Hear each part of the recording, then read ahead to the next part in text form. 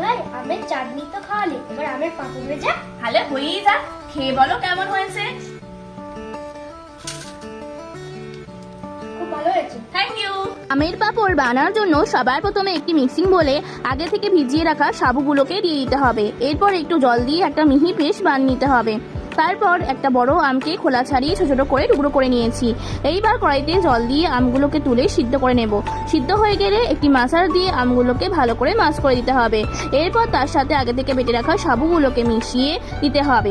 এরপর ভালো করে সবকিছু নেড়ে চেড়ে তাতে পরিমাণ মতো বিট নুন, একটু চিলি ফ্লেক্স আর কালারের জন্য একটু সবুজ ফুড কালার অ্যাড করব। এরপর সবকিছু মিশিয়ে শেষে একটু ভাজা জিরে গুঁড়ো অ্যাড করে নেড়ে ছেড়ে দেবো। ব্যাটারটা ঠিক এরকমই পাতলাই হবে।